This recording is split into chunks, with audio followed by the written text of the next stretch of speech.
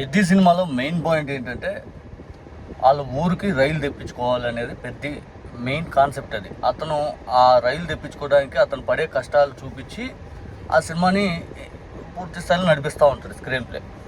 కానీ ఈ సినిమా ప్రతి ఒక్కరికి ఆదర్శం, పిల్లలకు కూడా చూపించింది. స్పెసిఫిక్గా పెద్ద కోసం ఒక డబ్బు అనేది పక్కన దాచిపెట్టుకుని మరి ఈ సినిమా చూడండి అని చెప్పి నిర్మాత నిన్న స్టేట్మెంట్ ఇచ్చాడు.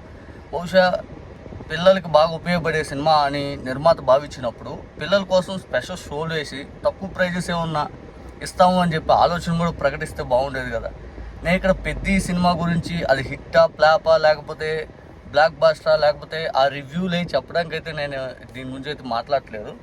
కాకపోతే మన గవర్నమెంట్లో జరిగిన విషయాన్ని ఏదైతే ఉందో, జగన్ గారి హయాంలో అప్పటి ట్రాన్స్పోర్ట్ మినిస్టర్ ఎవరైతే ఉన్నారో పేరు నాని గారు లైవ్లో ఒక షోలోకి హాజరయ్యి ఆయన ఒక సింగర్గా అయినటువంటి ఒక ట్రైబల్ మహిళ ఆమె అడిగిన దానికి వెంటనే నాని గారు ఆ ఊరు పెద్దలతో మాట్లాడి ఏ టైంలో బస్సు వస్తే బాగుంటుంది ఏంటి అయ్యింది అని చెప్పి స్పాట్లో డెసిషన్ మేక్ చేసి వితిన్ 24 అవర్స్లో ఆ ఊరికైతే బస్సు అయితే పేరు నాని గారి హయాంలో నాడు మన గవర్నమెంట్లో జరిగింది.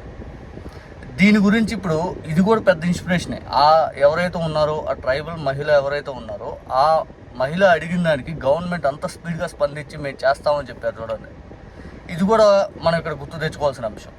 ఇటువంటి ఘటనలు బహుశా నాకు తెలిసి ఏ ప్రభుత్వం జరగదు. సినిమాల్లో ఈ పెద్ద అది ఇది అని చెప్పి చూపించుకుంటా ఏదో జరిగింది, కానీ బహుశా ఇటువంటి స్పాట్ డెసిషన్ మేకింగ్ ఏదైతే ఉందో అవసరాలు తీర్చే ప్రభుత్వం, ప్రజల దగ్గరికి వెళ్ళి చేసిన ప్రభుత్వం మాత్రం జగన్ గారి ప్రభుత్వం.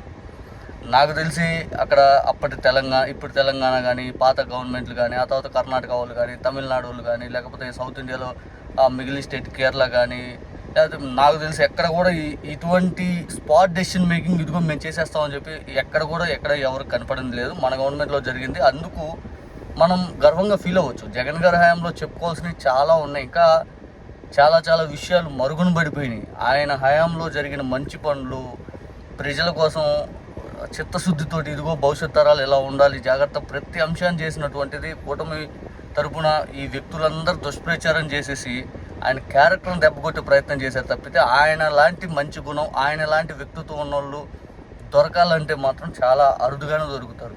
ఒక్కసారి ఆ వీడియో చూడండి. పేరు నాని గారు గతంలో ఇచ్చిన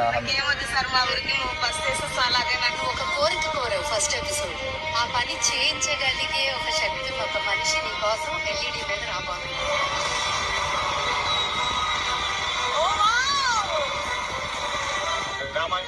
సెంటర్లో పెంచుకుని వాళ్ళతో మాట్లాడి వాళ్ళకి ఎప్పుడు బస్సు కావాలంటే అప్పుడు ఎల్లుండి నుంచి అరేంజ్ చేస్తారు.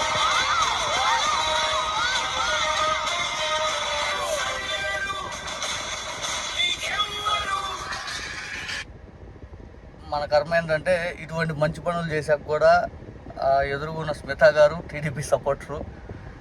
అంటే ఆమె ఇష్టం ఎవరికైనా సపోర్ట్ చేయొచ్చు. కాకపోతే మంచి చేసినప్పుడు కనీసం ఆ మంచిని కూడా చెప్పలేని వాళ్ళు చెప్పలేరు, మనం చెప్పుకుందామన్నా కూడా మనమే అవకాశం దొరకలేదు. ఎందుకంటే ఈ చిన్న ఏం చెప్తాను అనుకుంటాం, కానీ ఈ చిన్న పాయింట్లో పెద్దగా పబ్లిక్ అంత ఆలోచిస్తారని మనం కూడా ఊహించలేం.